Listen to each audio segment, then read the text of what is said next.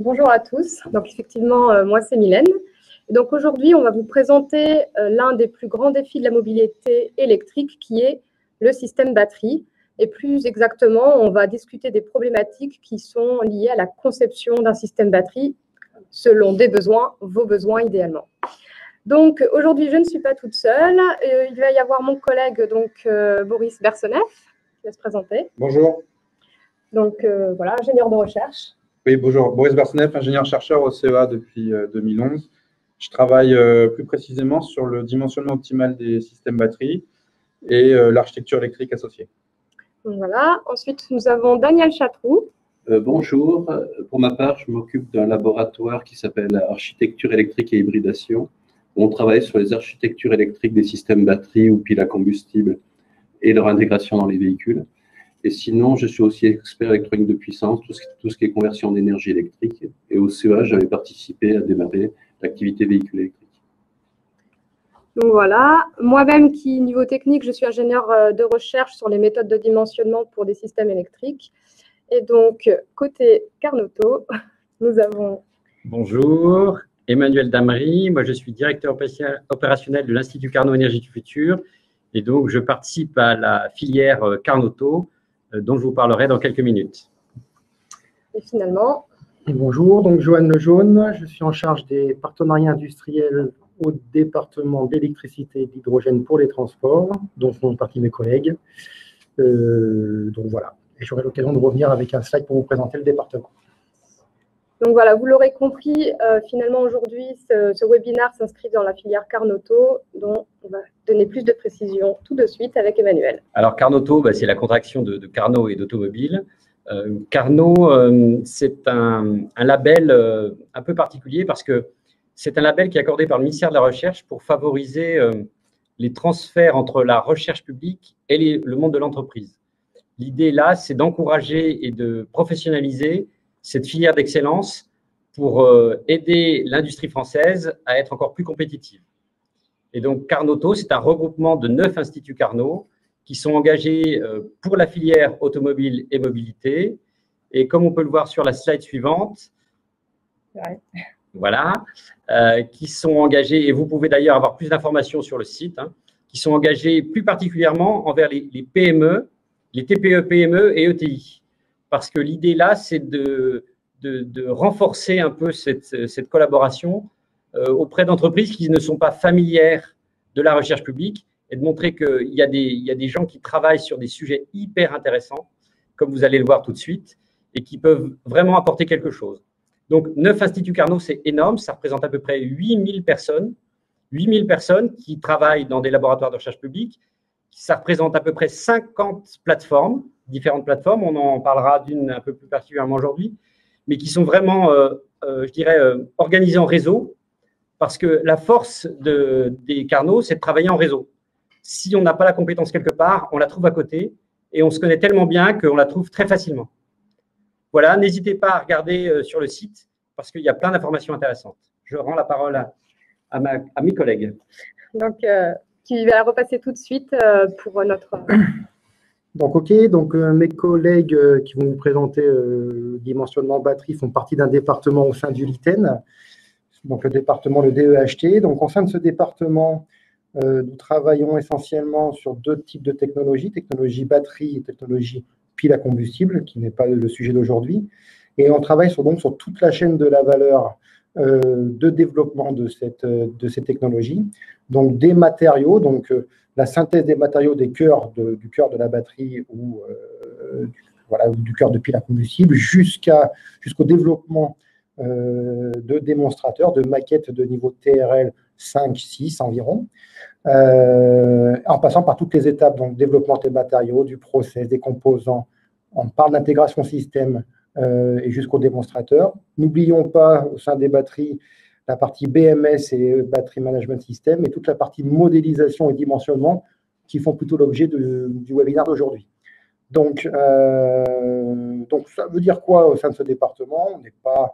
On s'adapte en fait par rapport aux demandes de nos partenaires. Un partenaire qui fait de l'électrochimie et qui a besoin de développer une nouvelle cellule par rapport à la comparer à l'état de l'art, on est capable de développer de la cellule, de développer des cellules et de fabriquer des cellules lithium-ion jusqu'au test.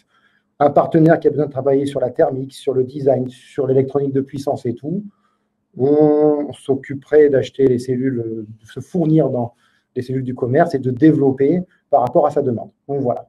Donc je vais laisser maintenant la main à mes collègues pour la partie surtout dimensionnement, modélisation et comment nous concevons ces packs batteries et la démarche associée. Merci beaucoup. Donc, effectivement, l'objectif de la session d'aujourd'hui, ça va être tout d'abord de présenter les différentes problématiques qui sont liées à la conception d'une batterie et à l'électrification d'une application, et on va essayer d'être le plus concret possible. L'objectif numéro 2, c'est aussi de présenter les méthodes et les outils qui sont présents, notamment au CEA, pour répondre à ces problématiques. Donc,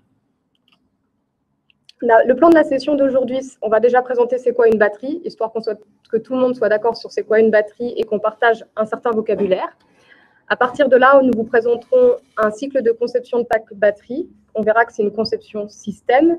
Et l'objectif, c'est quand même d'avoir un exemple concret, de l'illustrer via une électrification d'une pelleteuse, avant de faire un petit point sur les éléments essentiels à retenir. Donc, qu'est-ce qu'une batterie? Alors, pour se mettre d'accord sur le vocabulaire, une batterie, on va partir de la base qui est un accumulateur électrochimique ou, autrement dit, une cellule. Donc voilà, ce qu'il faut savoir, c'est qu'il n'y a pas de vocabulaire général qui sont rentrés dans les dictionnaires. Donc, un accumulateur, si on regarde, je ne sais pas si vous voyez ma petite souris. Non, alors, excusez-moi. Voilà, donc là, l'accumulateur, vous le voyez ici, qu'on représente électriquement par ce symbole. Et en fait, qu'est-ce que c'est? C'est un dispositif réversible qui fournit de l'électricité et qui peut être rechargé. Ensuite, quand on va parler de modules, aujourd'hui, on va parler d'un ensemble d'accumulateurs qui sont mis en série et en parallèle.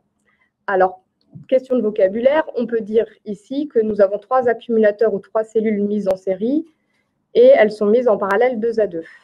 Autrement dit, on peut aussi dire qu'on a 3 étages et 2 branches d'accumulateurs. Donc, vous retrouverez le vocabulaire tout au long de la session. Donc, sachant que ce n'est pas un vocabulaire qui est aujourd'hui normé. C'est du vocabulaire courant dans le domaine des batteries, mais il arrive que suivant les configurations, pour un même vocabulaire, on peut entendre 2 choses différentes. Mais aujourd'hui, on a choisi de définir ce vocabulaire et c'est celui-là qu'on utilisera tout au long de la présentation. Voilà. Il faut aussi savoir que généralement, les modules, on va essayer de faire en sorte que leur tension soit relativement faible. Alors, quand je parle de tension, finalement, ça va être la différence de potentiel entre le bas là, des cellules et le haut des cellules. On va essayer de faire en sorte qu'il soit environ inférieur à 60 volts pour des questions de sécurité pour les personnes qui auront à les manipuler. Et ça va simplifier finalement la conception. Il n'y aura pas besoin de connecteurs spécifiques. Aussi, au niveau de la masse, on essaie de faire en sorte qu'il soit inférieur à 20 kg, toujours pour des raisons de manipulation. Vous avez à droite des exemples de cellules et de modules. Donc là, vous voyez, vous avez des cellules qui sont plutôt cylindriques, vous avez un autre format qui va être prismatique, et ici, sous format de pochette souple, ou autrement dit punch. Et qu'est-ce que c'est qu'une batterie? Ça va être encore un ensemble de modules mis en série et en parallèle. Et donc, vous voyez ici, par exemple, ce petit module constitué de 3 accumulateurs mis en série et avec 2 accumulateurs mis en parallèle, donc 2 branches et 3 étages. Et bien ici, on a mis 3 modules en parallèle, ce qui fait que finalement, la batterie, le pack batterie, est d'une architecture 3S, 6P, 3S pour dire 3 cellules mises en série, donc 3 étages, et 6P pour dire qu'il y a 6 branches. Donc voilà, maintenant qu'on est d'accord sur le vocabulaire, on va aussi se poser les questions, mais qu'est-ce que c'est qu'un accumulateur lithium-ion? En effet, on n'arrête pas d'entendre parler en ce moment d'accumulateurs lithium-ion, de batteries lithium-ion, et effectivement, c'est devenu quelque chose d'assez grand public qu'on va retrouver beaucoup, notamment dans les voitures électriques actuelles. Alors, une cellule lithium-ion, il faut savoir que le lithium se trouve toujours sous forme ionique. Vous voyez ici sur la petite image, donc en fait, on va avoir des ions lithium qui vont se balader dans un électrolyte. Donc l'électrolyte, ça va être le milieu bleu ici. Dans cet accumulateur, on va aussi retrouver une anode, donc une anode constituée finalement d'un film de cuivre sur lequel il va être déposé une matière à faible potentiel. Ici, ça va être du graphite. Et vous allez avoir une cathode qui va être constituée d'un petit film, on va dire, en aluminium. et d'une matière qu'on va dire active. Et cette matière, ça va dépendre des chimies, mais typiquement ici, c'est du LCO. Donc, dans cette matière active. Et donc, comme vous pouvez le voir sur cette image, pendant la charge, les ions lithium vont s'insérer dans le graphite, et pendant la décharge, ils vont s'insérer finalement dans la matière active. Et c'est la différence de potentiel entre la matière active et la matière du côté négatif qui vont faire qu'on va avoir une tension aux bornes de l'accumulateur. Après, l'une des spécificités du lithium-ion, c'est qu'en fait, il n'y a aucune réaction chimique parasite ou presque aucune. Donc, ça signifie qu'en fait, on a un très bon rendement faradique, autrement dit, entre la réaction chimique théorique idéale et ce qu'on obtient en réalité, on est quasiment à 100% de rendement. Donc ça, c'est très bon aussi pour des raisons énergétiques, on ne gaspille pas. Par contre, on va le voir dans les slides suivantes, ça signifie qu'on va avoir besoin d'un battery management system, autrement dit un système de gestion de la batterie. Alors pourquoi? En fait, dû à l'absence de réaction parasite, si malheureusement il arrive un événement extérieur type court-circuit ou que l'accumulateur en lui-même se met en défaut, eh bien, le courant de court-circuit sera forcément très élevé. Du fait qu'il n'y a pas de réaction parasite, on a quelque chose qui va être très énergétique. Et ça implique quoi? Ça implique qu'il va falloir mettre en place des fusibles à haut pouvoir de coupure. Donc, par exemple, les mettre en place dans le BMS. Aussi, il faut savoir que les petits ions lithium, ils ont du mal à s'insérer à l'anode quand il fait froid et qu'on essaie de charger la batterie. Et quand il se passe ça, quand ils ont du mal à s'insérer, ils risquent de créer un défaut à l'intérieur de l'accumulateur. Et ce défaut pourrait malheureusement conduire à un événement qu'on ne souhaite pas, un court-circuit à l'intérieur. Donc, le rôle du Battery Management System, ça va être par exemple d'interdire la charge à froid ou alors d'avoir une fonction qui va te dire « Ok, là, on va réchauffer la batterie et ensuite on pourra la charger ». Et enfin, l'une des dernières particularités des accumulateurs lithium-ion, c'est l'emballement thermique. Alors, qu'est-ce que l'emballement thermique? En fait, un accumulateur lithium-ion, si on commence à lui apporter de l'énergie thermique, de la chaleur, il risque d'y avoir des réactions qui vont se faire, qui elles-mêmes vont produire de la chaleur. Et en produisant de la chaleur, elles vont initier d'autres réactions chimiques qui vont produire de la chaleur, etc., etc. Et on appelle ça finalement une réaction chimique exothermique qui va malheureusement conduire finalement à la destruction de la cellule. Et quand celle-ci se détruit, quand celle-ci part en défaut, elle risque de réchauffer les petites voisines qui étaient autour. Et du coup, en se réchauffant, elles initient le même type de réaction exothermique. Et finalement, on a toute la batterie qui prendrait feu si on ne le prend pas en compte dans le design. Donc, heureusement, il y a des solutions. Donc, un design, si on parle de design, de méthode de conception, en général, on va parler de cycle en V. Donc, dans le cycle en V, on va retrouver la spécification du besoin, son analyse, un prédimensionnement. Ensuite, on va faire la conception détaillée, puis ensuite, on remonte le cycle en V avec les tests, cellules, modules, packs. Bien, malheureusement, ça, c'est faux.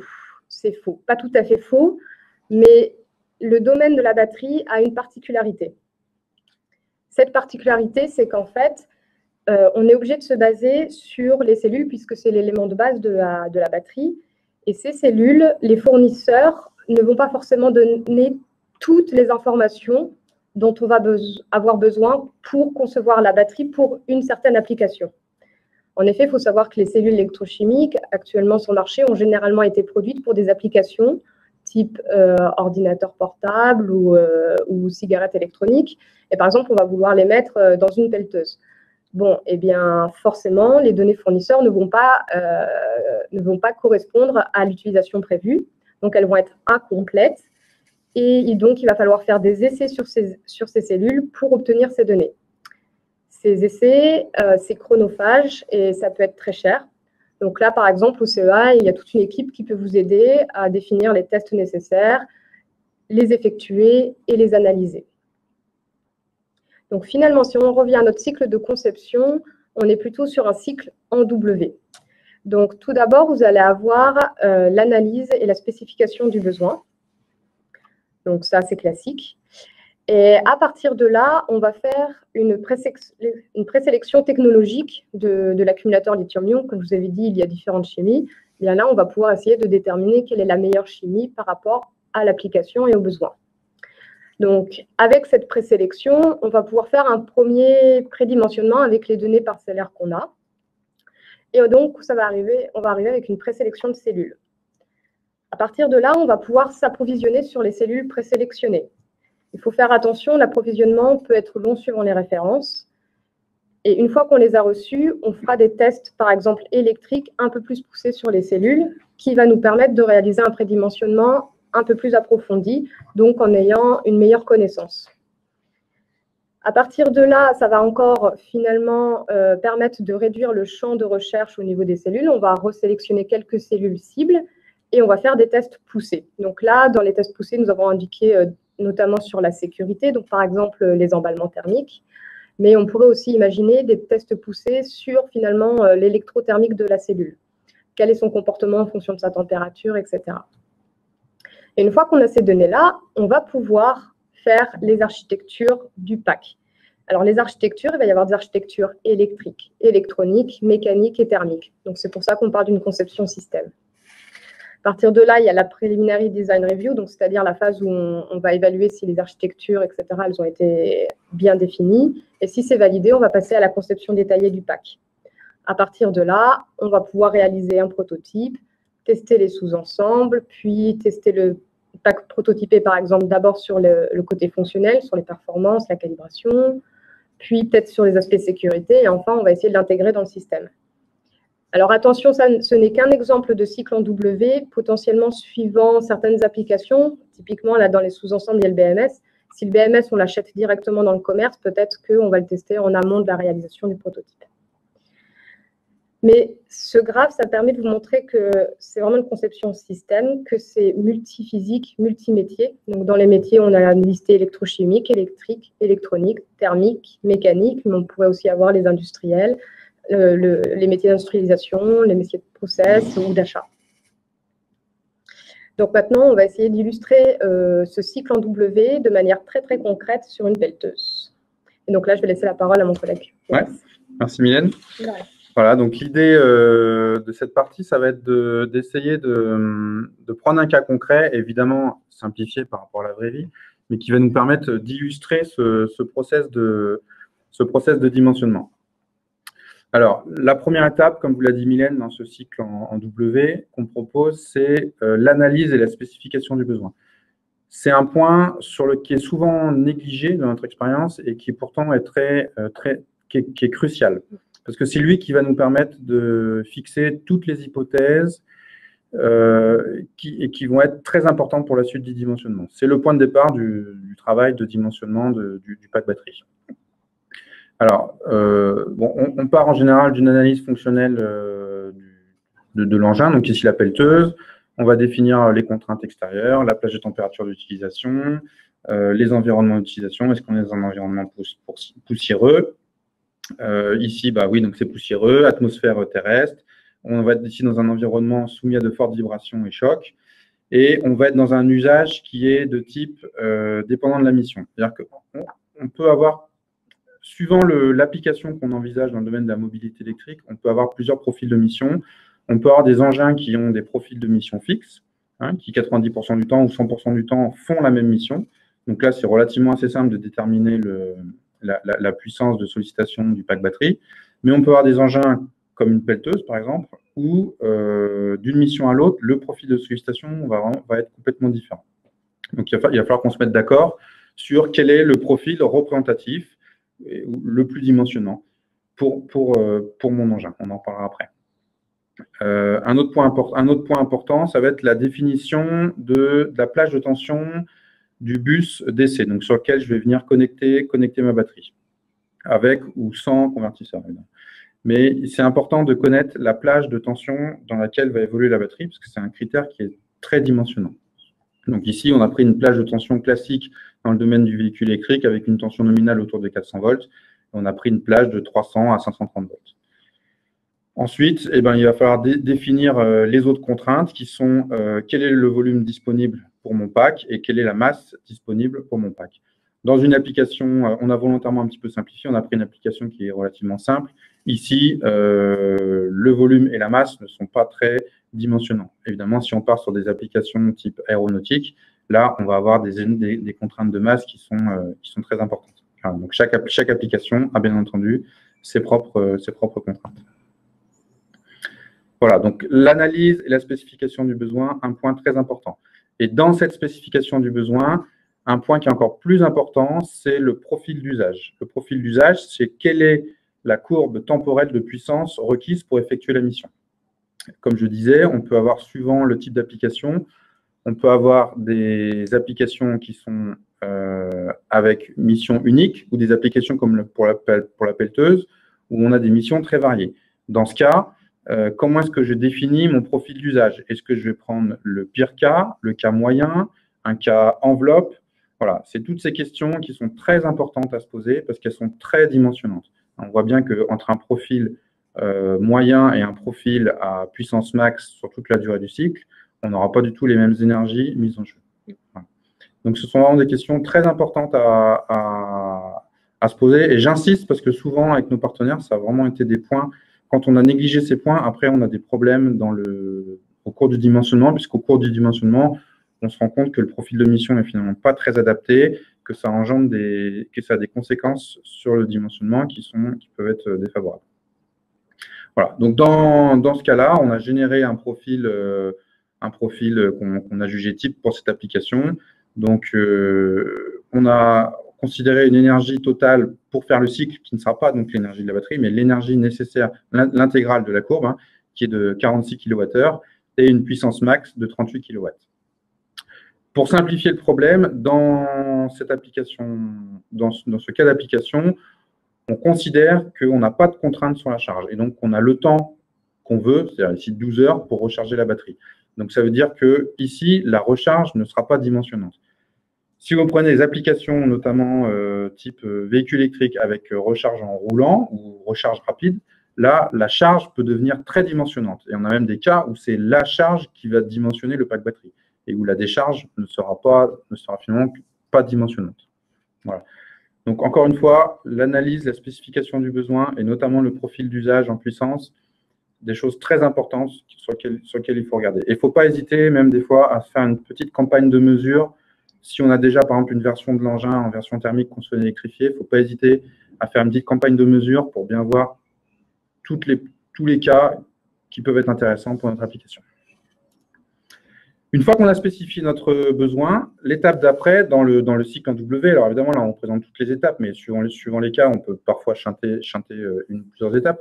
Mais dans le cas idéal où on souhaite vraiment passer par toutes les étapes du dimensionnement, on va faire ce qu'on appelle une présélection de la technologie de stockage en fonction du diagramme de Ragon. Donc, le diagramme de Ragon, c'est une façon de représenter les éléments les systèmes de stockage en fonction de leur énergie spécifique, donc en watts par kilogramme, sur l'axe des abscisses, et sur l'axe des ordonnées, la puissance spécifique, donc en watts par kilogramme. Ça permet en fait de trier les applications et les systèmes de stockage en fonction de la type d'application. Est-ce qu'on a plutôt une application qui est typée puissance, très puissance, auquel cas on va utiliser des super capas, ou alors une application qui est vraiment typée beaucoup plus énergie. L'avantage donc sur ce graphe de Ragon est représenté différents systèmes de stockage.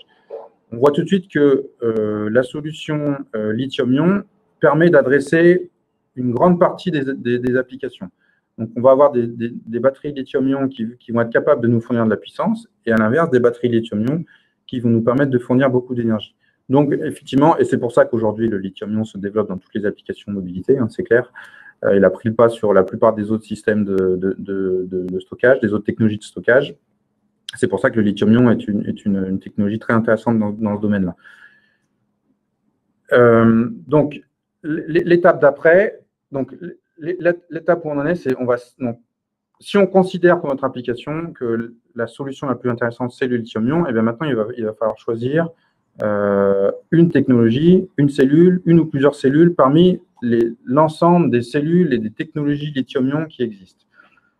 Vous n'êtes pas censé savoir, enfin, vous devez sans doute savoir qu'il existe au sein de la famille lithium-ion un certain nombre de technologies. On va avoir du NMC, du LFP, du NCA, du LCO, etc., etc., etc. Chacune de ces technologies présente des avantages, des inconvénients en termes d'application puissance, d'application énergie, de sécurité, de niveau de tension. Voilà. Et donc, l'idée de ce premier dimensionnement basé sur le diagramme de Dragon, ça va être d'obtenir des premiers ordres de grandeur pour toutes ces technos. Donc, on a pour ça des outils qui vont nous permettre d'investiguer tout un ensemble de données stockées dans une grande base de données où on essaie de recenser un peu tout ce qui existe en matière de batterie lithium-ion.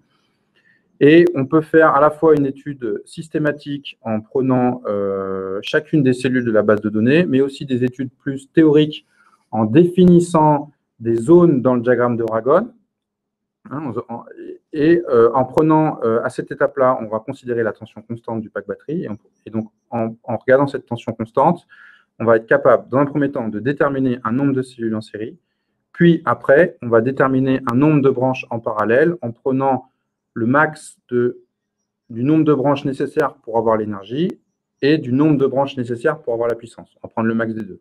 Et donc, tout ça va nous donner, pour chacune des cellules de la base de données et pour chacune des points qu'on aura rentrés dans l'outil, va nous donner un dimensionnement. Voilà. Donc ici, par exemple, ce qu'on va s'intéresser, ce que vous voyez sur le diagramme de droite, vous avez sur l'axe des abscisses le ratio entre la puissance spécifique, specific power, SP sur SE, donc le ratio entre la puissance spécifique et l'énergie spécifique. Et sur l'axe des ordonnées, vous avez la masse totale de cellules. Et donc là, on va, dans notre application, on va chercher à minimiser la masse totale de cellules. Et donc on voit, pour ce cas simple, que la technologie lithium la plus intéressante va être les technologies NMC ou NCA. Voilà. L'autre exercice qu'on aurait pu faire, qu'on n'a pas fait ici, parce que c'est un exemple relativement simple, c'est prendre les cellules réellement existantes dans la base de données et faire des dimensionnements et voir ce qu'on obtient. C'est ce qu'on visualise sur le graphe de gauche qu'on a fait pour une autre application, où on a les points noirs, ce sont des cellules qui sont dans notre base de données et qui nous donnent un certain dimensionnement pour chacune de ces cellules. Et les points plutôt colorés, ça, ce sont des dimensionnements plutôt théoriques où on va mettre des points dans le diagramme de Dragon, donc énergie spécifique, puissance spécifique, et on va faire un troisième axe qui est une masse théorique de cellules, donc en partant de 10 grammes jusqu'à 1 kg, et ça va nous permettre d'obtenir des dimensionnements théoriques qui vont nous permettre d'aller après de voir quels sont les trous manquants dans la raquette, par exemple. On a beau avoir beaucoup de données dans notre base de données, on n'a pas forcément toutes les cellules. Et on peut s'apercevoir que pour certaines configurations de puissance spécifique, d'énergie spécifique et de masse de cellules, ça peut être la configuration optimale pour notre application et que cette configuration optimale n'existe pas chez aucun fournisseur de cellules ne la propose. Donc après, suivant le volume de cellules qu'on imagine pour notre application, on pourra aller voir un fournisseur en lui disant ça serait bien que vous nous fabriquiez cette cellule qui ait telle caractéristique. Voilà. Donc là, pour revenir à notre application, on arrive à avoir un pack batterie en termes de masse de cellules qui est autour de 200 kg. Donc après, pour estimer la masse de pack, il faut multiplier par ce qu'on appelle un facteur d'intégration entre 1,5 pour les systèmes très très performants en termes d'intégration, jusqu'à 2 sur des systèmes où on a un peu de place. Donc là, si on prend 2, ça nous fait un pack entre 400 et 600 kg. Ce qui fait qu'on tombe bien dans la masse critique qu'on avait définie dans les contraintes. Voilà. Ce qui n'est pas pris en compte à cette étape dans le dimensionnement, c'est le critère sécurité. D'accord. Évidemment, après, suivant les technologies, on va avoir des cinétiques de combustion, des énergies dissipées qui sont différentes. Mais cette première étape, en fait, va nous permettre de se fixer des ordres de grandeur, voilà, et de s'orienter vers quelques choix de technologies, voire de cellules. Une fois qu'on a fait ça, l'étape d'après, ça va être d'essayer de dimensionner plus précisément notre configuration série parallèle de pack batterie. Donc, une première façon de le faire, c'est de le faire à la main. Évidemment, ce n'est pas quelque chose qu'on fait. Je vais vous montrer après ce qu'on fait où on est beaucoup plus précis en simulation. Mais ça, l'avantage de cette démarche à la main, c'est que ça permet de bien comprendre le principe du dimensionnement. Donc, mettons qu'on soit parti sur une technologie, qu'on ait identifié une ou plusieurs technologies. Par exemple, ici, une technologie cellule 18650 NMC de référence XX. On sait que la tension cellule a une excursion comprise entre 2,5 et 4,2 volts, que sa tension nominale est de 3,6 volts et que sa capacité nominale est de 3 ampères-heure. Alors, pour ceux qui ne sont pas forcément familiers avec le monde des batteries, une capacité de 3 ampères-heure, les ampères-heure, c'est homogène à des coulombs, donc c'est une quantité de charge, c'est la quantité de charge comprise dans la batterie. Et pourquoi est-ce qu'on l'exprime sous cette unité qui n'est pas une unité du système international? C'est parce que 3 ampères-heure, quand on dit je décharge ma batterie à un régime de 1C, ça veut dire que pour cette batterie, je vais appliquer un courant de 3 ampères qui va me permettre de décharger ma batterie pendant 1 heure.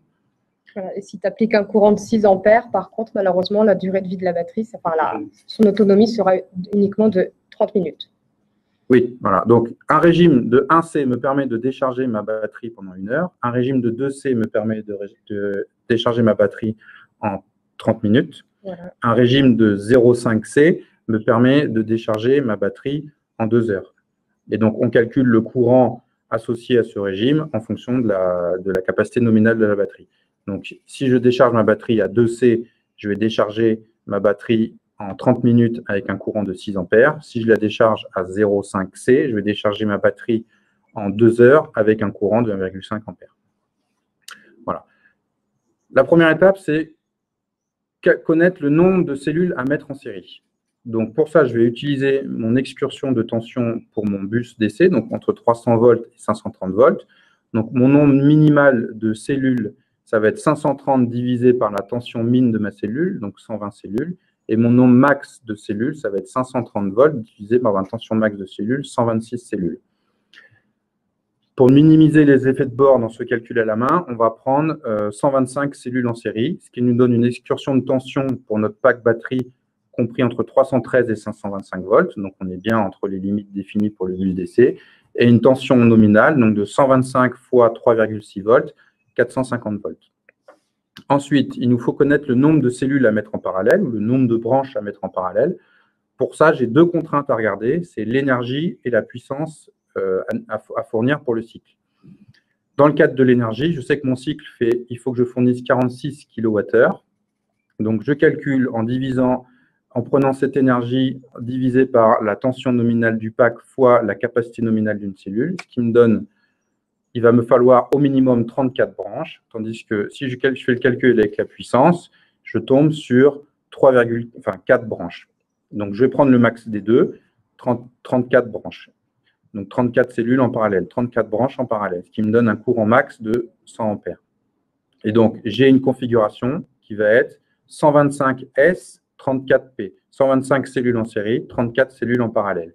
Ce qui me donne au total 4250 cellules, soit 198 kg de matrice cellule, donc uniquement de masse cellule, et 0,7 m3. Aussi, en petit détail, on peut voir ici que l'énergie est bien plus dimensionnante que la puissance dans cette application. Oui, tout à fait, exactement. Et donc, à l'inverse, on peut avoir des applications où c'est la puissance qui va être très dimensionnante, et auquel cas, on va devoir mettre beaucoup de branches en parallèle, et on aura beaucoup trop d'énergie par rapport à l'énergie du cycle. Mais ça, c'est du fait de la contrainte de puissance. Il peut aussi arriver des cas où c'est le nombre de cellules en série qui va être dimensionnant. Donc, si je prends par exemple des applications avec des bus DC à 800 volts, on va devoir mettre beaucoup de cellules en série. Et il peut arriver des cas où on va être obligé de surdimensionner en énergie pour pouvoir fournir la tension du bus DC. Dans ces cas-là, se pose la question d'intégrer un convertisseur entre le bus DC et de la batterie. Voilà.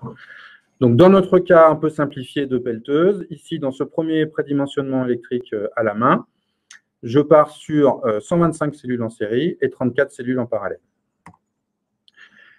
Alors, dans la vraie vie, ce prédimensionnement électrique, le problème, c'est qu'il ne tient pas compte de l'évolution de la tension des cellules en fonction de l'état de charge de la batterie. Donc, on a illustré ça avec ce qu'on appelle les courbes de décharge galvanostatiques, c'est-à-dire à courant constant. Donc, je vais soumettre ma cellule à différents courants que je maintiens constants entre un état de charge de 0% de 100% et un état de charge de 0%. C'est ce que vous avez en abscisse. Là, c'est la capacité déchargée. Donc là, ma cellule fait 3 ampères-heure. Et donc, je la décharge entre 0 ampère-heure et 3 ampères-heure. Et ce qu'on voit, c'est que la tension évolue entre 4 et 2,5 volts. Et que plus j'applique un régime important, donc un courant important sur ma cellule, plus en fait, ça va être difficile de faire bouger rapidement les ions lithium dans ma batterie. Et donc, plus je vais avoir du mal à tirer et plus je vais avoir, en quelque sorte, un freinage des électrons, donc de manière simplifiée. Donc, en quelque sorte, on va avoir une résistance interne qui augmente. Et donc, ça va se caractériser par une chute de tension. Voilà, on peut voir, par exemple, qu'entre la courbe bleue à 1,7 C, donc 5 ampères, et la courbe verte, la dernière tout en bas, à 8,3 C, 25 ampères, j'ai une chute de tension de 0,4 volts. Donc, si vous multipliez par 125 cellules en série, ça donne une chute de tension importante. Donc ça, malheureusement, dans le calcul à la main, je ne peux pas en tenir compte. Donc, si je fais un dimensionnement à la main, il va falloir que pour en tenir compte malgré tout, il va falloir que je surdimensionne mon application. Donc, pour éviter ça, on a développé au CEA des outils qui vont nous permettre de tester toutes les configurations série parallèle possibles à tous les états de charge et tous les courants de décharge de la cellule. Et donc, ça va nous permettre finalement de tenir compte des évolutions de tension dues à l'état de charge de la cellule et dues aux différents pics de puissance du profil de sollicitation. Et donc, ça va nous permettre de calculer quelle est la configuration série parallèle optimale. Voilà.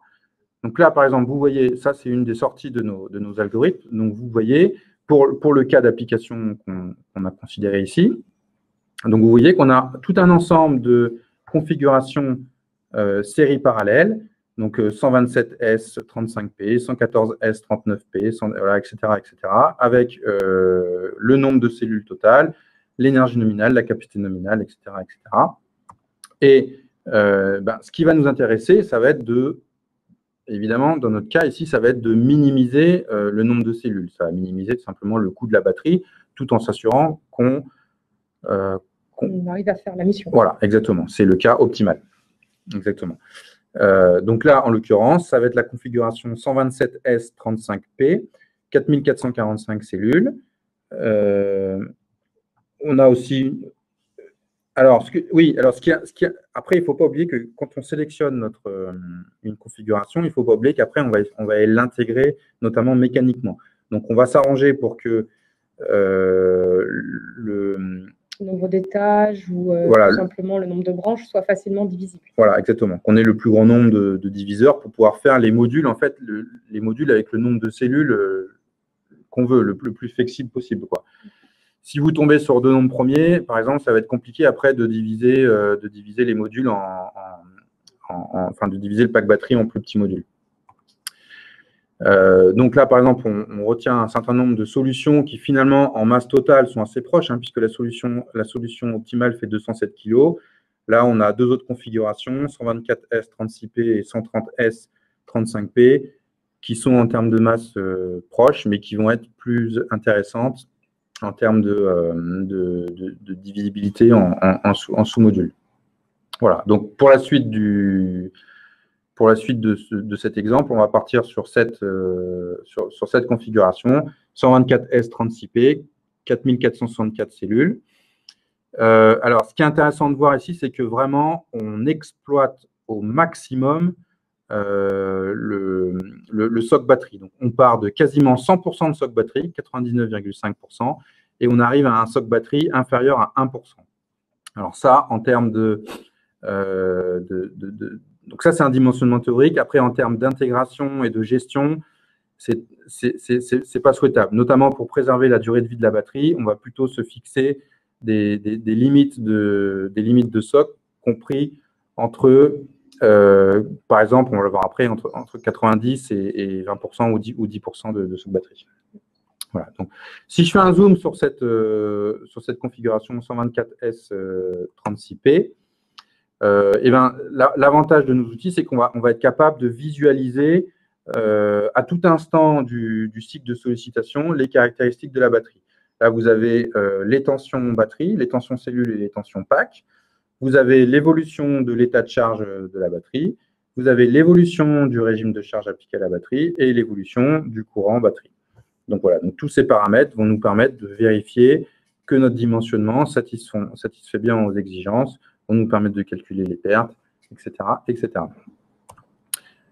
Alors, si, comme je le disais tout à l'heure, je réalise maintenant un autre dimensionnement en fixant des contraintes de SOC qui sont plus réalistes, plus souhaitables en termes de vieillissement de batterie. Donc, je vais par exemple considérer que mon SOC, je veux qu'il évolue entre 10% et 90% d'état de charge. Dans ce cas-là, voilà, donc la contrainte est respectée sur l'ensemble de ces dimensionnements. Et dans ce cas-là, je vais sélectionner mon dimensionnement qui me semble le plus approprié en termes de minimisation de masse batterie, tout en gardant de la flexibilité sur le nombre de cellules en série et le nombre d'étages par rapport à leur divisibilité après en sous-modules. Et donc là, par exemple, j'ai deux configurations. Alors, ce qui est intéressant, et c'est ce qu'on n'obtient pas, par exemple, dans un dimensionnement à la main, ce qu'on voit là, c'est qu'on a deux configurations qui sont identiques en termes de nombre de cellules, 5544, mais avec des configurations différentes. Une première configuration 126S44P et une deuxième configuration 132S42P. Donc, au final, si on multiplie les deux nombres S et P, on a le même nombre de cellules, mais on a des comportements, batterie qui sont différents. Là, vous avez sur votre gauche la configuration 132S42P et à droite la configuration 126S44P. Et donc, dans un cas, évidemment, comme on a plus de cellules en série, on aura une tension qui est supérieure et donc un courant qui est plus faible. Voilà. Et donc, alors, c'est souvent, on va souvent, d'un point de vue système, d'un point de vue génie électrique, on va plutôt sélectionner cette configuration-là, puisqu'elle va nous permettre de réduire les courants dans l'application et donc de réduire les pertes. Donc, c'est tout l'avantage de ces outils de simulation, ça va être de pouvoir investiguer un grand nombre de configurations très facilement, très rapidement, chose qu'on ne peut pas faire à la main. Donc, une fois qu'on a utilisé nos outils d'optimisation, et merci Boris pour tout ce bel exemple, eh bien, on va pouvoir commander les cellules et faire les tests poussés sur les cellules qui ont été sélectionnées grâce au prédimensionnement réalisé en amont. Donc, quelles vont être les données qu'on va essayer d'obtenir via ces essais? Alors, on peut chercher à obtenir tout d'abord un comportement électrothermique. Par exemple, il faut savoir que la chute de tension d'une cellule au cours de sa décharge va dépendre effectivement du courant qu'on va lui tirer, mais aussi de sa température. Et son comportement thermique va être influencé par à la fois son courant, son état de charge et sa température. Oui, en fait, effectivement, les prédimensionnements qu'on a vus juste avant ne tenaient pas compte de la température.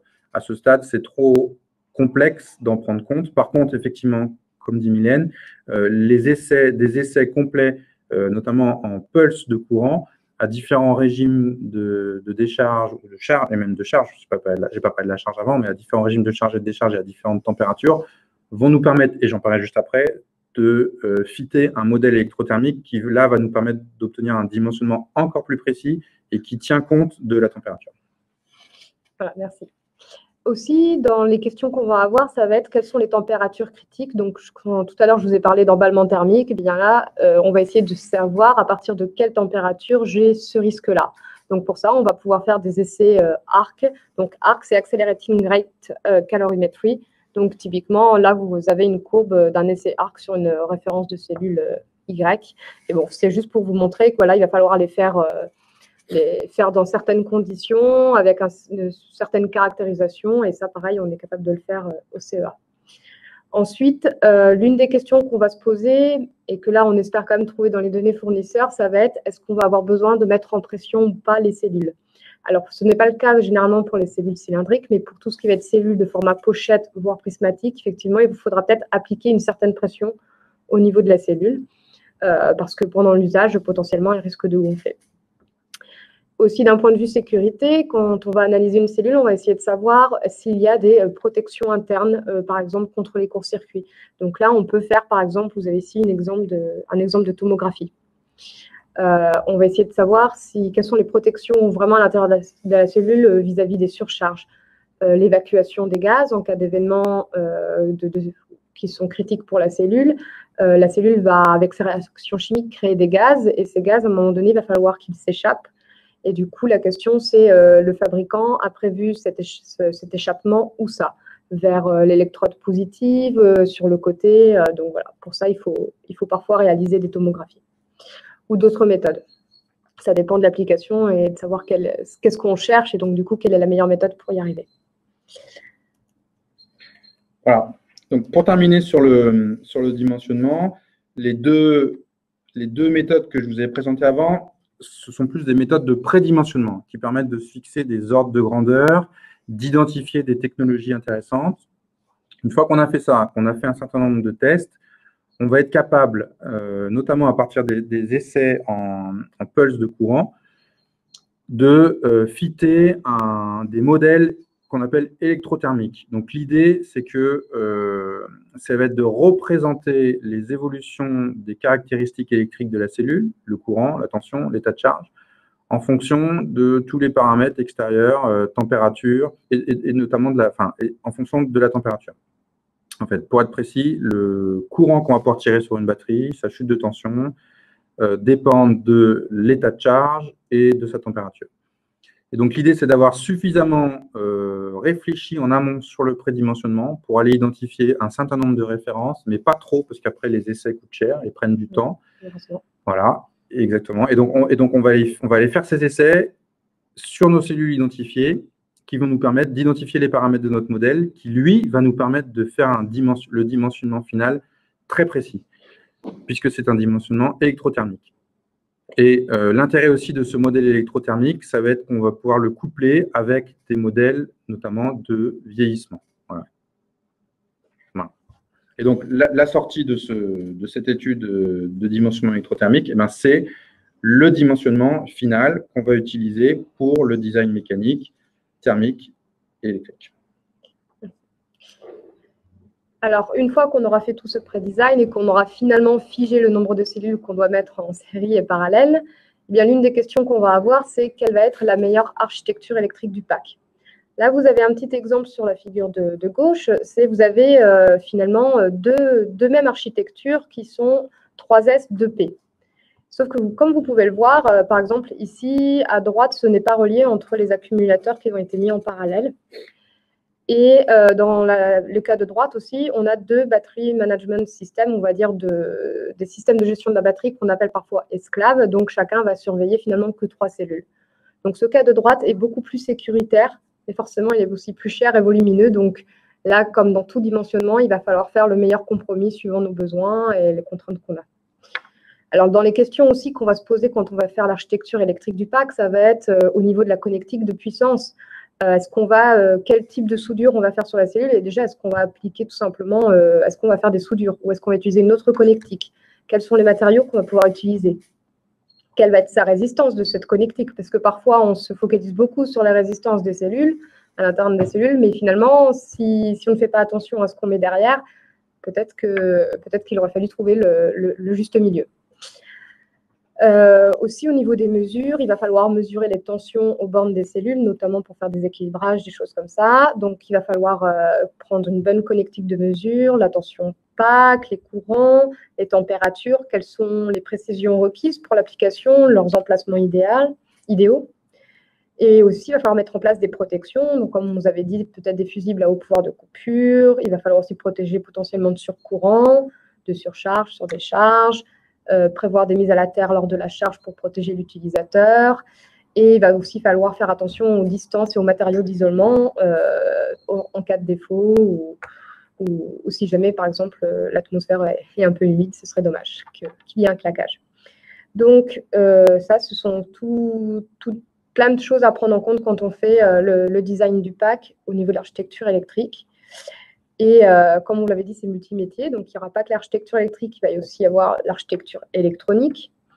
Donc, comme on vous l'a bien, je pense, précisé et répété, le Battery Management System, c'est nécessaire, notamment pour respecter la plage de tension des cellules. Il faut savoir que si on laisse brancher le chargeur, enfin pas brancher, mais si on laisse le chargeur débiter du courant à l'infini, la cellule va être en surcharge et c'est là qu'elle peut se mettre en défaut. Donc, il faut bien qu'il y ait un système de management qui dise non, là, on coupe la charge. Il doit aussi surveiller qu'il n'y ait pas de surdécharge. Il permet aussi l'équilibrage des cellules et permet des fois de les isoler en cas de défaut. Alors, par exemple, ce BMS, suivant les applications, donc on peut bien imaginer que des applications du type aéronautique, on va prendre des BMS spécifiques qu'on va spécifier, on va fabriquer exprès pour notre application. Pour des systèmes plus simples, potentiellement, on peut prendre des BMS du commerce. On va aussi se poser les questions de précision, des niveaux de tension et de courant à gérer. Quel est le meilleur système de communication, quel est finalement le système de communication qui pourra communiquer avec le système autour. Et après, dans les architectures, on peut avoir des mètres esclaves, séries parallèles, etc., etc. Donc, tout ça, ce sont des choses à prendre en compte quand on va faire l'architecture électronique du pack. Après, dans les autres métiers impactés, il va y avoir la thermique. Alors, il y a deux types entre guillemets, d'architecture thermique qu'il va falloir penser, mais qui vont devoir cohabiter dans le pack.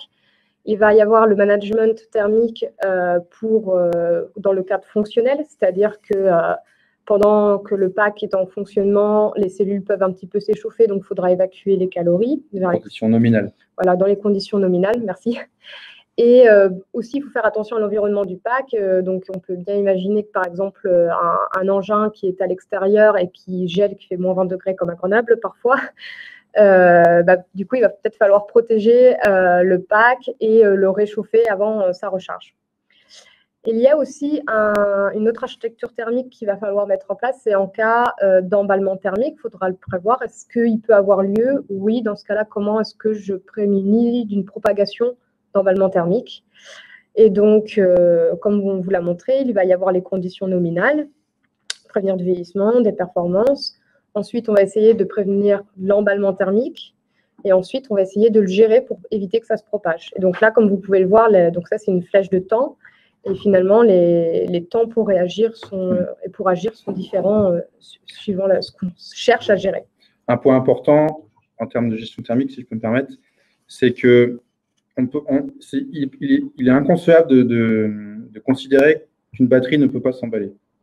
Certains fournisseurs vous diront que ma batterie ne s'emballe pas, etc. D'un point de vue sécurité système, c'est inconcevable. Il faut concevoir un système qui est capable de prévenir et de gérer un emballement thermique. C'est vraiment un point important. Il faut plutôt qu'il est capable de… Oui, ouais. Et ensuite, il y a l'architecture mécanique. Donc, vous imaginez bien, on vous a parlé de connectique, d'électronique, de cellules à mettre en place et de systèmes de refroidissement ou d'évacuation de calories à mettre autour. Donc, tout ça, il va falloir l'intégrer dans une boîte. Eh bien, c'est pas simple. C'est pas simplement je mets tout dans la boîte et je vais faire en sorte que ça fonctionne. Il va vraiment falloir penser notamment l'assemblage. Comment est-ce qu'on va assembler les cellules dans le module? Assembler les modules entre eux, comme on vous disait, on essaie de faire en sorte que déjà, au niveau module, les tensions à manipuler ne sont pas trop dangereuses, notamment pour les personnes qui vont faire cet assemblage. Donc là, typiquement, sur la photo de droite, vous avez une personne qui fait l'assemblage. Elle a une tenue de protection au cas où il y a un petit souci, qu'elle soit un minimum protégée. Il va aussi falloir penser aux connecteurs, aux isolations d'électrique, et ils vont avoir des contraintes de coût, mais aussi de recyclabilité des matériaux, de désassemblage de ces matériaux aisés, plus facile, histoire d'essayer de recycler au maximum les matériaux de la batterie. Il va aussi y avoir des contraintes forcément volumiques, massiques, pour certains vibratoires, cyclage thermique, les pressions, est-ce qu'on est dans un environnement chimiquement compliqué, comme les milieux salins dans le maritime? Donc tout ça, ce sont vraiment des problématiques à prendre en compte, ce n'est pas juste une boîte. Donc, finalement, une fois qu'on a défini toutes ces architectures électriques, électroniques, mécaniques et thermiques, la suite logique va être de faire la conception détaillée du pack et après réaliser le prototype et faire les tests. L'une des choses à noter, et c'est quoi le lien entre les différentes architectures, on reparle encore une fois des fonctions de sécurité. Effectivement, donc, la sécurité, c'est au cœur de toutes les fonctions et c'est ce qui va être le tronc commun entre les différentes architectures. Donc, c'est un travail qu'on ne doit pas, c'est pas seulement multimétier, mais ça doit être des métiers qui doivent dialoguer entre eux pendant la conception. C'est toute la difficulté de la conception du pack batterie, c'est d'intégrer ces 4 architectures et pour en faire un système qui est sûr. Donc, dans les points à retenir, tout d'abord que la conception d'un système batterie, ce n'est pas un cycle en V, mais plutôt quelque chose qui va ressembler à un cycle en W. Il va y avoir 2 phases. Ces phases vont être certainement itératives parce que des fois, on peut penser avoir trouvé la bonne cellule et en faisant les tests poussés, on se rend compte, bah non, elle avait un gros défaut, un vice caché. Bon, pas très bien, on recommence depuis le départ. Ça peut arriver. Notamment, on s'aperçoit notamment qu'en termes de vieillissement, par exemple, que certaines cellules qui peuvent présenter des performances électriques intéressantes ne sont pas très bonnes en vieillissement, par exemple. Donc voilà, donc c'est les choses à retenir, que c'est un processus qui peut être un peu long. Aussi, l'une des choses qu'on souhaite que vous reteniez, c'est que finalement, tout ce cycle en W et toute cette conception de système batterie, donc vous avez vu, n'est pas très simple. Elle se base sur une chose, c'est le profil de mission, la spécification du besoin. Donc, autrement dit, si on se rate, entre guillemets, sur la définition du profil de mission ou se rate sur le besoin, malheureusement, on risque d'avoir du mal à concevoir un système qui va vraiment répondre à l'application. Donc, il faut passer du temps et il faut accepter de passer du temps sur la définition du besoin. Parce qu'après, tout le design se base dessus et c'est après que ça coûte cher. Donc, autant passer du temps sur quelque chose qui peut-être coûte un poil moins cher.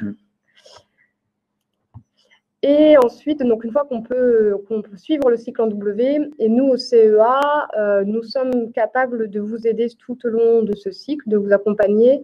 Par contre, voilà, l'industrialisation, ce n'est pas notre rôle.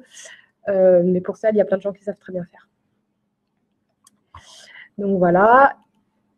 Aussi, à retenir, c'est que les conceptions de l'architecture électrique électronique, bon, la complexité va dépendre de l'application. On sent bien que les applications aéronautiques ou maritimes vont être un peu plus complexes que finalement un petit robot qui va fonctionner tout seul dans le désert. Enfin, quoique les températures sont un peu élevées. Et le BMS, donc attention, Battery Management System, ça ne veut pas dire sécurité. C'est absolument nécessaire, mais parfois ce ne sera pas suffisant. C'est pour ça aussi qu'on vous a parlé des architectures thermiques ou architectures électriques, mécaniques. Voilà. Donc, en résumé, c'est une conception multiphysique, multimétier. Donc, c'est aussi assez passionnant, comme ça permet de dialoguer avec différentes compétences. Ça nécessite aussi un retour d'expérience, c'est-à-dire que, voilà, à force de designer des batteries, on se rend compte, il vaut peut-être mieux faire cette étape avant. Là, il faut prendre ça en compte. Puis je connais cette telle technologie qui sera super bien. Et la sécurité, encore une fois, c'est un sujet qui est complexe et qui demande vraiment une attention particulière, notamment sur le processus de dimensionnement. Donc voilà, on a fini avec la présentation technique et donc ça va être le tour des questions. Merci pour votre attention. Merci.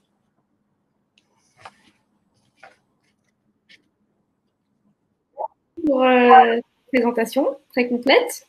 Alors, on a eu quelques questions dans la partie questions-réponses que je vais passer dans l'ordre. Donc, la première question qui vous est posée, c'est est-ce qu'on pourrait récupérer le support de présentation? On a mais qui n'a pas été répondu totalement dans la préparation. Si vous êtes tous là. On mettra en ligne une version qui sera peut-être un petit peu expurgée, mais on mettra en ligne une version. Ok, parfait. Donc du coup, on vous enverra en fait la version publique de la présentation. Alors, autre question donc de Eric. Quel est le temps de cycle moyen d'un cycle W? Oula. En fait, ça dépend beaucoup des applications.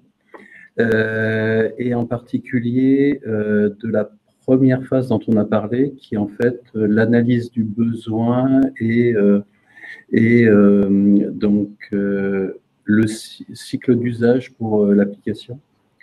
Par exemple, quand on a commencé à aborder les sujets aéronautiques, la bonne compréhension des besoins complets, c'est pas loin d'une année. on avait estimé des temps de l'ordre de 6 mois. Donc, et dans la pratique, ça s'est plutôt rapproché d'une année, ce qui fait que des temps de l'ordre de 2 ans, par exemple. Donc, en fait, ça dépend du retour d'expérience qu'on a déjà sur l'application. Ouais. Mais donc, 1 an, c'est très court. 2 ans, c'est plus réaliste. Pour un nouveau sujet complexe, ça peut être plus. Ça peut être à peu près 3 ans, 3 ans et demi, si vraiment le sujet est complexe. Et puis, ça dépend effectivement des contraintes, des exigences. Il y a des sujets plus ou moins simples à traiter. Aujourd'hui, en fait, là où ça peut prendre pas mal de temps, c'est des environnements dans lesquels la partie sécurité est vraiment très importante. Par exemple, si on est en environnement tunnel, si on est en environnement confiné, s'il y a à prendre en compte des risques qui sont complexes. Est-ce que je vois une petite question? C'est vrai qu'on a. Pouvez-vous rappeler la signification du mot SOC? J'interviens parce que c'est un point important, c'est State of Charge. Donc, c'est l'état de charge de la batterie. Voilà, désolé de ne pas avoir détaillé l'acronyme. Ok. Alors, pourquoi ne parler que de batteries lithium-ion alors qu'il en existe plein d'autres? Mais pour la mobilité, je comprends, y en a-t-il d'autres? Donc, question de Luc. Alors, sur cette partie-là, on a un retour d'expérience important. Et puis, je vais en profiter pour indiquer pourquoi la voiture électrique a émergé plusieurs fois et plusieurs fois la voiture électrique a disparu. Et puis, est-ce que c'est suite à une théorie du complot des pétroliers ou pas? Donc, je peux répondre à ces 2 points. En fait, il y a une très, très grosse différence entre les anciennes générations de batteries et le lithium-ion. Les anciennes technologies de batterie sont des technologies de batterie à base d'eau, plomb acide, donc de l'eau avec de l'acide, plomb avec de la potasse pour le cadmium-nickel, le nickel-métal-hydrure. Et deuxième chose, ce sont plutôt des plaques et l'ordre de grandeur d'épaisseur des plaques est plutôt de l'ordre du millimètre. Quand on passe au lithium-ion, on change complètement de domaine. On n'est plus du tout dans l'eau et on est plutôt sur des feuillards d'aluminium qui font 20 microns, des feuillards de cuivre qui font 10 microns, des dépôts sur le cuivre et l'aluminium qui font quelques dizaines de microns. Donc, on est plutôt sur des objets finalement de très faible épaisseur, enfin, où le bobinage est de très faible épaisseur et où on a une excellente conduction de l'aluminium, du cuivre, une très faible épaisseur de longueur pour la transition des ions d'un côté à l'autre de l'électrode, et donc des résistances internes beaucoup, beaucoup plus faibles. Donc ça, c'est la technique. Qu'en est-il pour l'aspect véhicule? Pour l'aspect véhicule, au tout début de l'activité, on avait racheté une AX électrique avec des batteries à base de cadmium-nickel. Avec 14 kWh de batterie, on faisait 60 km. On a mis du lithium-ion à la place avec 13 kWh de batterie, donc 10% de moins. On faisait 130 km, donc on a plus de doublé l'autonomie. Alors, à quoi est-ce que c'est dû? C'est dû en fait au fait que les batteries lithium-ion ont à la fois beaucoup d'énergie, plus que les anciennes technologies, mais aussi que même le lithium-ion de forte énergie est capable de délivrer beaucoup de puissance. L'AX, ancienne génération à base de cadmium-nickel, n'était pas capable de monter les côtes raides, elle n'était pas capable d'aller en montagne, ce genre de choses, parce que la batterie n'était pas capable de sortir suffisamment de puissance. Déjà, lorsqu'on était sur route et qu'on roulait tranquillement à 80 km/h, c'était plus que le maximum tolérable pour la batterie. On voit aujourd'hui, on est passé au lithium-ion, une voiture type une Tesla et un véhicule de très forte autonomie et de très très forte puissance. C'est ça qu'offre le lithium-ion. C'est là où le lithium-ion est une révolution, c'est que le lithium-ion offre beaucoup d'énergie et en même temps beaucoup de puissance. Et ça, c'est vraiment ce qu'il faut pour les applications voitures électriques. Donc, sur la petite AX qu'on avait, le fait de passer des anciennes techno au lithium-ion, au niveau comportement et performance, c'était le jour et la nuit, on doublait l'autonomie. Et dans le passé, en fait, il y a eu des histoires qui ont fait croire qu'en fait, il y avait une théorie du complot sur les véhicules électriques. Il y avait aux États-Unis, GM qui avait fait des voitures au plomb, qui les a fabriquées, qui les a rachetées et qui les a détruites. Et bien, en fait, c'est qu'avec les batteries qu'ils avaient mis à l'intérieur, les batteries avec une tellement faible durée de vie, ça coûtait une fortune pour le fabricant de devoir tous les X milliers de kilomètres changer la batterie parce qu'elle était morte, que pour eux, c'était beaucoup moins cher de tout acheter et de détruire les véhicules. Après, dans le domaine donc là, on parle de la mobilité. C'est clair que le lithium est le plus adapté. On ne parle pas des technologies futures, potentielles, qui vont arriver. C'est vraiment l'état de l'art aujourd'hui. Dans le domaine du stationnaire, par exemple, pour faire du soutien au réseau, voilà, dans le domaine du soutien au réseau, évidemment, d'autres technologies de stockage sont utilisées, peuvent être utilisées, puisqu'on n'aura pas le même besoin en puissance. Voilà. Il y a aussi un autre aspect qui est important à avoir en tête dans le cas du lithium-ion, c'est qu'on est dans le cas d'une technologie qui est apparue non pas à cause du véhicule électrique, mais qui a été réutilisée pour le véhicule électrique. Le lithium-ion, en fait, a été fait pour les objets nomades. Donc, le lithium-ion date des années 90. C'est Sony qui a fait les premiers accumulateurs. Et ça a été fait pour les objets nomades à l'époque, type Walkman, téléphone portable, ordinateur portable. Le grand standard aujourd'hui des accumulateurs qui ont été montrés dans la présentation, c'est un format cylindrique, 18 mm de diamètre, 65 mm de long, qui est le format à l'arrière des ordinateurs portables. Et c'est le marché des objets nomades qui a permis de développer le lithium-ion. Puis, comme le lithium-ion est devenu performant, on a pu en faire des voitures. Et comme les prix ont chuté de manière démentielle depuis 10 ans, ça chute à peu près d'un facteur 10, et bien en fait, c'est devenu accessible pour l'outillage électroportatif, c'est devenu accessible pour la mobilité électrique. Donc, il y a un point aussi qui est important, dès qu'on parle de technologie, c'est est-ce que la technologie est emportée par un marché? C'est ce qui s'est passé ici, c'est un marché qui était tout à fait autre, qui a emporté, qui a permis de faire le lithium-ion. On l'a réutilisé pour l'outillage électroportatif, on l'a réutilisé pour les voitures, et aujourd'hui, on en est tout au début des véhicules électriques et hybrides rechargeables. On commence juste à avoir des vrais accumulateurs lithium-ion faits pour la mobilité.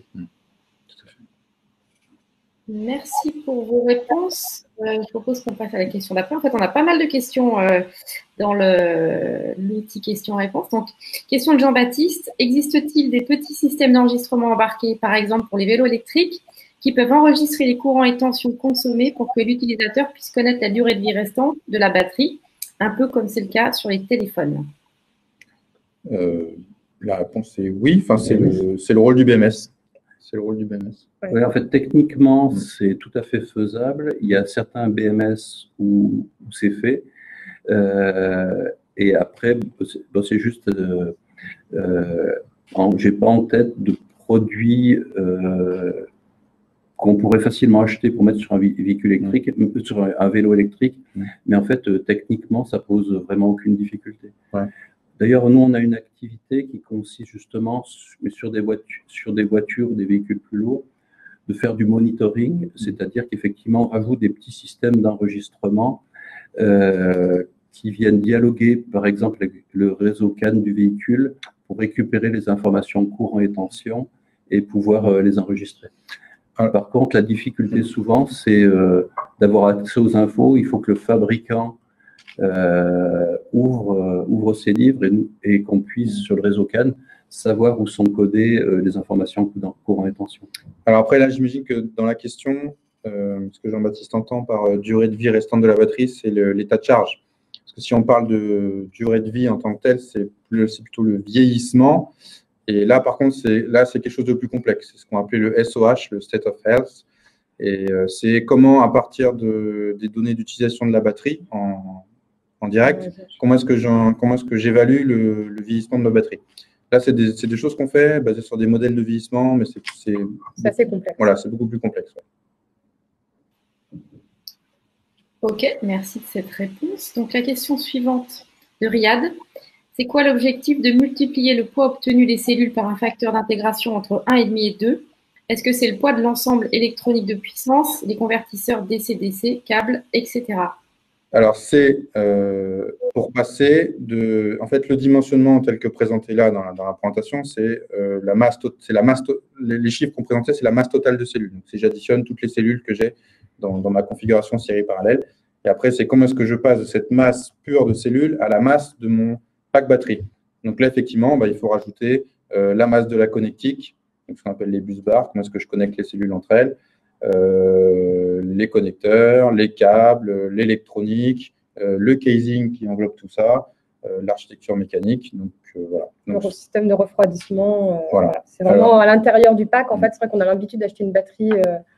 Par exemple, la batterie de nos véhicules, au plomb, on va l'acheter, c'est un carré, mais en fait, dedans, il y a beaucoup de connectiques, il y a des petites cartes électroniques, il y a potentiellement des fois des systèmes de refroidissement, donc un peu de tuyauterie.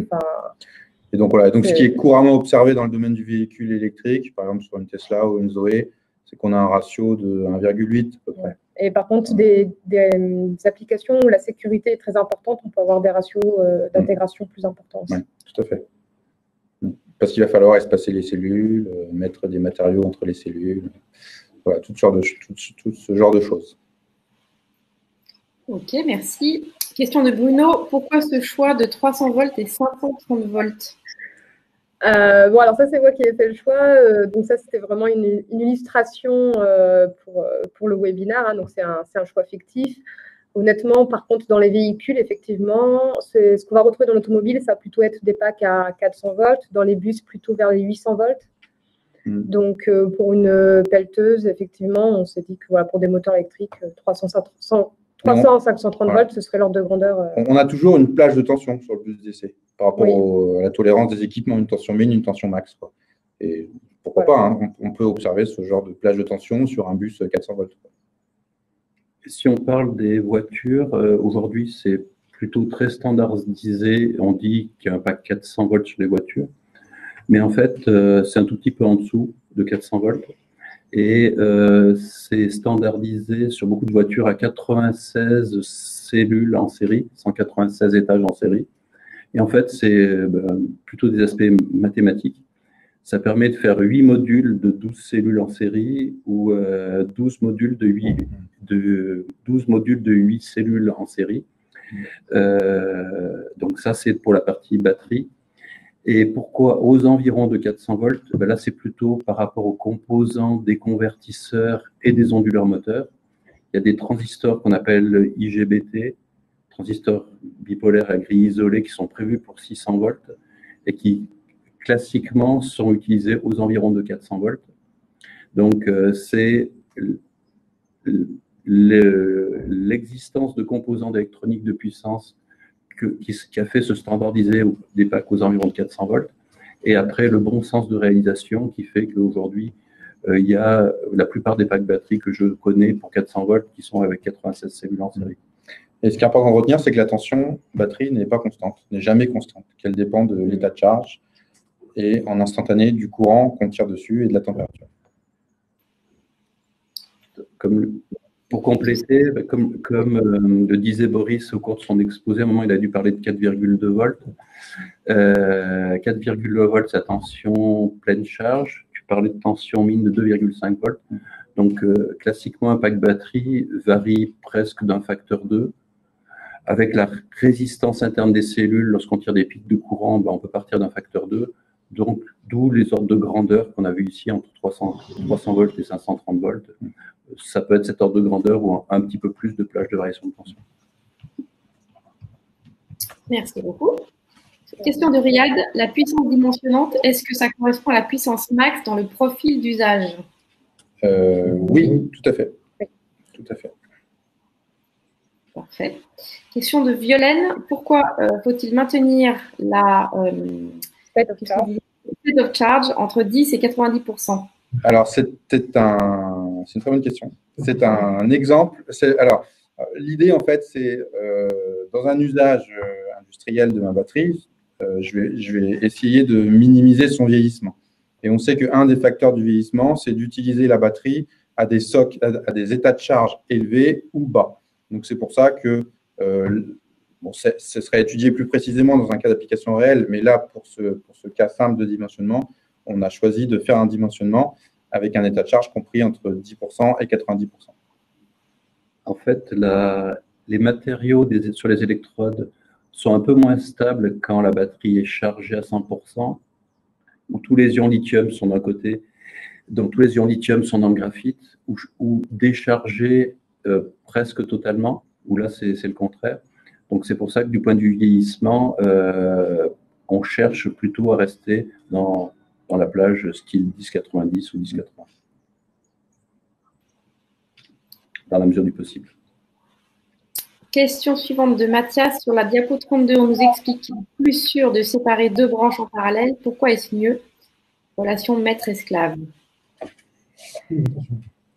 Alors, oui, effectivement, on avait donné donc, pourquoi est-ce que c'est mieux de séparer? Effectivement, quand on va charger une cellule d'un côté, en fait, elle risque de déséquilibrer, enfin, de recharger aussi la cellule. Enfin, c'est plus pour l'équilibrage notamment que ça va être mieux.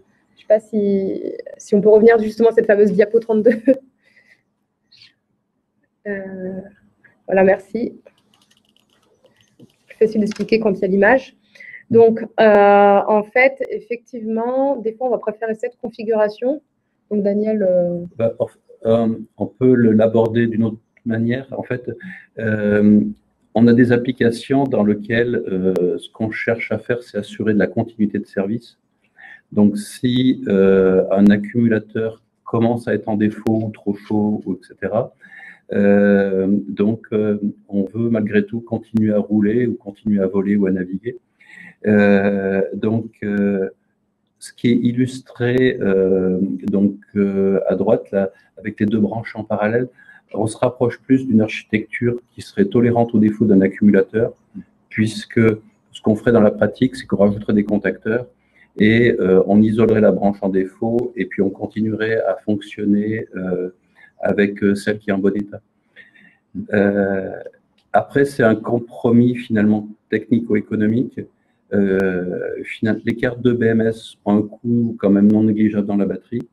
Donc, on préfère assez classiquement, pour des questions de coût, la structure de gauche où on a un BMS unique et des accumulateurs en parallèle.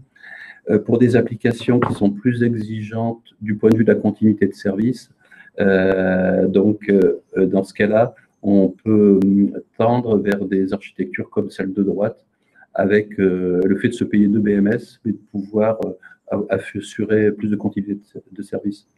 En fait, on a toute une activité sur les architectures électriques qui, en fonction de rajout, soit de contacteurs, soit de composants autres qui s'ouvrent, soit d'électronique de puissance, on cherche à isoler une partie en défaut ou une partie déjà déchargée pour continuer à fonctionner avec le reste qui est encore opérationnel.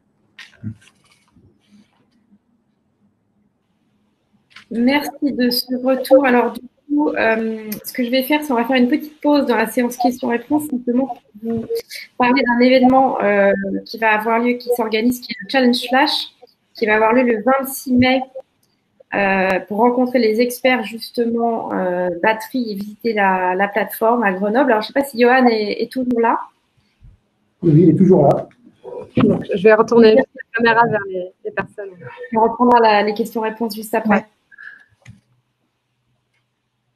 Avec Emmanuel, hein. Oui. Donc, l'idée là du Challenge Flash, c'est vraiment de rencontrer les experts sur place et non plus derrière un écran, de voir le matériel qui est utilisé. Nos lignes pilotes. Sur effectivement la ligne pilote et de vraiment poser des questions et d'essayer d'approfondir un peu le sujet. Pour ceux qui sont intéressés, ça peut être très, très intéressant.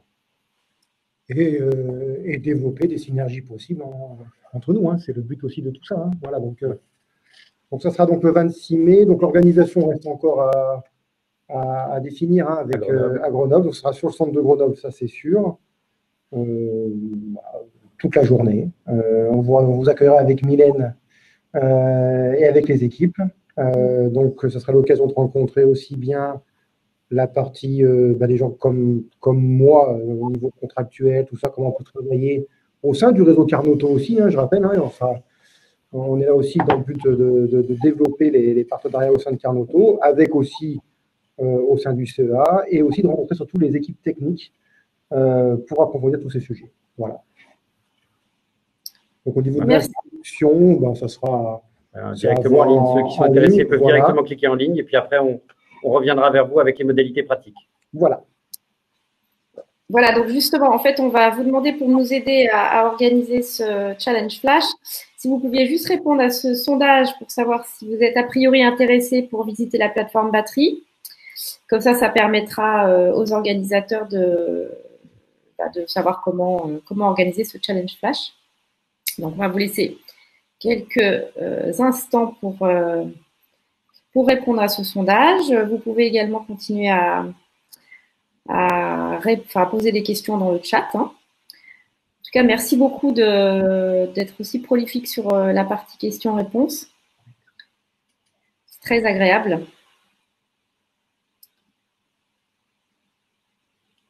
Voilà, donc merci beaucoup. On vous laisse encore une minute pour répondre au sondage et puis vous serez recontactés pour ceux qui sont intéressés par ce challenge flash par Carnoto directement. De toute façon, vous aurez des informations sur la tenue du challenge flash. Ok, merci beaucoup pour vos réponses. Vous êtes la plupart d'entre vous a répondu au sondage. Donc, on va revenir sur la séance questions-réponses et donc prendre la question qui suit, qui est celle-ci, de Quentin. Est-il possible de capter l'emballement thermique avant qu'il ne soit trop tard, par exemple en captant les gaz qui sont émis par la batterie? Alors, c'est un sujet qu'on développe. Ouais, ce sont des sujets sur lesquels on travaille. Tout à fait. Voilà, quand je vais répondre, oui. Ça va être non, mais je vais répondre. Oui, ce sont des sujets qu'on travaille activement aujourd'hui. La sécurité des batteries est un axe fort et fait partie de notre stratégie globale au CEA. Par contre, vous en doutez bien que ce sont des travaux qui sont confidentiels.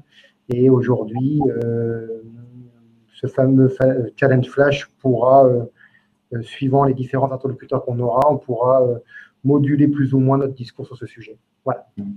Bon, juste un point. Si tu veux. Oui, non, juste un point, c'est de dire que l'énergie mise en jeu et la puissance mise en jeu lors d'un emballement thermique est gigantesque. Voilà. Par rapport en termes d'ordre de grandeur. Voilà. Et la modélisation liée à cet emballement thermique, c'est une nouvelle science, on peut le dire aujourd'hui. Oui, alors je ne sais pas si vous entendez très bien comme c'est derrière, mais effectivement, la modélisation, ce que dit Joanne, c'est que la modélisation de l'emballement thermique, c'est une science qui est nouvelle, voilà. multidomaine, multinouvelle, multiphysique, et donc c'est des choses qui sont en cours. Voilà. Voilà. On n'est pas encore capable de répondre à toutes les questions, mais voilà. C'est en cours. Voilà. Et donc, juste, voilà, les énergies mises en jeu sont très importantes par rapport au volume disponible. Donc, c'est une problématique qui est très compliquée. Sujet clos. Ouais. Sinon, il est possible de détecter des choses donc, et d'agir avant effectivement qu'il soit trop tard. Donc, c'est le but de ce genre d'action. Merci pour toutes vos réponses. Donc, une question de Nicolas. Avez-vous évalué les différentes solutions de système de refroidissement des batteries, type de fluide, air, eau, plaque ou immersion, etc. Oui, on a fait une étude très récemment, assez récemment, il y a 2 ans. On a étudié l'intégralité des solutions qui existent dans la littérature sur les systèmes de refroidissement en gestion nominale et en gestion non nominale. Voilà, donc oui. Et nous avons tout un laboratoire spécifique qui travaille sur ces actions-là depuis une dizaine d'années maintenant. Voilà. Sinon, je compléterai un peu le besoin. En fait, initialement, on avait pas mal travaillé sur les systèmes de refroidissement. Et aujourd'hui, ce qu'on installe plutôt sur les packs batteries, c'est des systèmes complets de conditionnement. C'est-à-dire qu'initialement, les gens pensaient que la problématique principale pour la durée de vie, c'était de la haute température. C'est pour ça que les packs batteries étaient munis de refroidissement. Donc, une autre chose à savoir et dont Mylène a parlé, c'est que à froid, il peut y avoir des dépôts de lithium métal sur le pôle négatif. Donc, le lithium-ion, au lieu de s'insérer dans le graphite, vient se déposer en surface et donc sous forme de lithium métal. Et ça, c'est une dégradation rapide de la capacité de la batterie. Donc, on la fait vieillir très rapidement. Donc, aujourd'hui, en fait, ça va plus loin que des systèmes simplement de refroidissement. C'est des systèmes de conditionnement de température pour à la fois refroidir quand il fait trop chaud et à basse température, éventuellement réchauffer ou réchauffer avant de charger ou maintenir le pack en température. Donc, un petit peu plus complexe du point de vue du besoin du système de thermique. Merci. Arrivera-t-on un jour à égaler la capacité de stockage des hydrocarbures? Une question de Marc. La chimie ne le permet pas, non. Donc, tout le tableau de Mendeleïev ne permet pas de faire ceci. Quand on est dans le cas des domaines des accumulateurs, aujourd'hui, on est à quelques centaines de wattheures par kilo. Donc, pour lithium-ion, aujourd'hui, 200-250 wattheures par kilo. Les hydrocarbures, aujourd'hui, on est de l'ordre de 10 ou 11 kilowattheures par kilo, donc c'est-à-dire à peu près 6 fois plus. Donc, l'électrochimie ne permet pas d'atteindre ce genre d'énergie. Même avec un rendement de 30% sur la conversion d'hydrocarbures. Donc, on a des avantages. Ouais. Question suivante de Mathias. Quelles stratégies sont utilisées actuellement pour évacuer du pack batterie les gaz issus de la réaction des cellules? Notre business d'ISDEM nous dit que c'est confidentiel. En fait, on peut parler de choses qui existent, par exemple, dans les véhicules. Si on prend le cas d'une Tesla, par exemple, il faut imaginer un pack de Tesla comme utilisant des milliers de cellules de format d'ordinateur portable, donc qui ont été associés, par exemple, 7000 accumulateurs d'ordinateurs portables, un petit peu améliorés et modifiés. Et il y a tout un design du pack batterie qui a été très étudié pour le refroidissement, pour les pertes, les résistances internes, la gestion thermique, etc. Et pour l'évacuation des gaz. Donc, si une des cellules finalement dégaz, le but c'est d'avoir une zone pour laisser passer la flamme et l'évacuer sur les côtés de la voiture. Et ce sont les vidéos qu'on voit sur Internet aujourd'hui quand une Tesla commence à brûler. Et bien, en fait, il y a des flammes, des petites flammes qui sortent sur le côté de la batterie. Il y a des petits trous sur toute la longueur de la batterie pour évacuer les gaz, même s'ils sont en feu. En sachant qu'aujourd'hui, le système n'est pas encore très au point. On a des vidéos de Tesla qui s'enflamment quasiment instantanément, alors que les futures normes vont demander quelques minutes pour pouvoir laisser le temps aux utilisateurs de sortir de la voiture avant 5 minutes. La norme impose 5 minutes. Voilà. La norme impose 5 minutes au pack batterie avant qu'il s'enflamme. La future norme impose 5 minutes. La future norme, excusez-moi. La future norme imposera 5 minutes. Voilà. De quoi laisser le temps aux utilisateurs de sortir du véhicule avant un embrasement généralisé, ce qui n'est pas du tout le cas aujourd'hui. Donc, il y a encore beaucoup de travail à faire dans ce domaine-là. Merci beaucoup. Question de Grégoire. Une question concernant la liaison des cellules entre elles. On entend parler de bus-bar.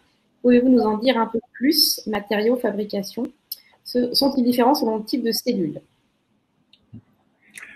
Donc, alors en fait, aujourd'hui, on a soit des petites cellules format ordinateur portable. Dans ce cas-là, en fait, on parle de clinquants parce que ce sont plutôt des matériaux fins qui sont utilisés, des aciers nickelés, des aciers base nickel, qu'on vient souder par points, par exemple, sur les cellules. C'est ce qu'on retrouve, c'est la même technologie de fabrication que pour les accumulateurs de visseuses, par exemple, dans l'outillage électroportatif.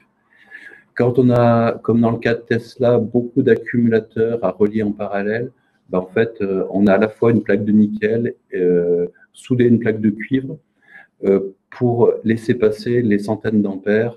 Donc, on a besoin de plaques de cuivre pour faire la liaison entre les groupes d'accumulateurs en parallèle. Sur d'autres packs batteries, pack batterie de Zoé, pack batterie de BMW, là, on parle de bus bar. Donc, en fait, physiquement, ce sont des plaques beaucoup plus épaisses, 3-4 mm d'épaisseur, par exemple de 20 mm de large, pour avoir suffisamment de sections, cette fois-ci plutôt en cuivre ou en aluminium. Le cuivre conduit très bien l'électricité, est facile à raccorder. L'aluminium est un peu plus léger et conduit très bien l'électricité. Donc, les deux technologies existent. Et oui, c'est différent suivant le type de… Et donc, pour la deuxième partie de la question, oui, c'est différent. Pour les cylindriques, c'est plutôt, comme je le disais, acier nickelé ou acier nickelé plus plaque de cuivre. Soudure laser. Soudure par point, parfois sur du laser. Pour les grosses cellules de type ce qu'il y a dans une Zoé, ce qu'il y a dans une BMW, là, on est plutôt, pour l'un, dans un prismatique, pour l'autre, dans un putsch. Et là, ce sont plutôt des bus bars et soudés laser pour avoir une excellente qualité de soudure et une résistance parasite minimisée entre l'accumulateur et la barre de liaison. On a vu aussi du vissé sur les prismatiques. Oui. Il y a aussi un peu de vissé au passage. En fait, ce sont les différentes techniques qui sont plutôt utilisées dans le domaine du génie électrique, de l'électronique de puissance. Oui, il n'y a rien de…